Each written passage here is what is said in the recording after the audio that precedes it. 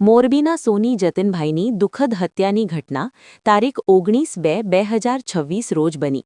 તેના અનુસંધાને પાલિતાણા સોની સમાજના દરેક વેપારી મિત્રોએ આજે બપોર પછી સખત બંધ પાડેલ છે અને મૌન બાઇક રેલી કાઢીને આવેદનપત્ર કલેક્ટરશ્રીને આપવામાં આવ્યું હતું અને એવી માંગ કરેલ કે હત્યારાઓને કડકમાં કડક સજા થાય અને ભવિષ્યમાં આવા બનાવો ન બને એ માટે અપીલ કરેલ છે. શ્રીમાળી સોની સમાજ પ્રમુખ દીપકભાઈ લંગાડિયા, ગિરનારા સોની સમાજ પ્રમુખ ધીરુભાઈ ભીંડી, પટણી પરજીયા સોની સમાજ પ્રમુખ ભગતભાઈ સોની.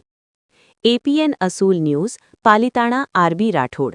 સમસ્ત પાલિતાણા સોની સમાજે બપોરે 4 વાગ્યા પછી બંધ પાડી દુકાન અને રોજગાર બધું બંધ કરી અને અત્યારે કલેક્ટર ઓફિસમાં આવેદનપત્ર આપવા આવ્યા હતા. અને અમારી માગણી એવી છે કે આ ઘટનાના સંદર્ભમાં હત્યારાઓ ઉપર કડકમાં કડક અને આકરી સજા થાય અને ભવિષ્યમાં આવા કોઈ કૃત્યો ન થાય એની માગણી માટે અમે આવ્યા છીએ.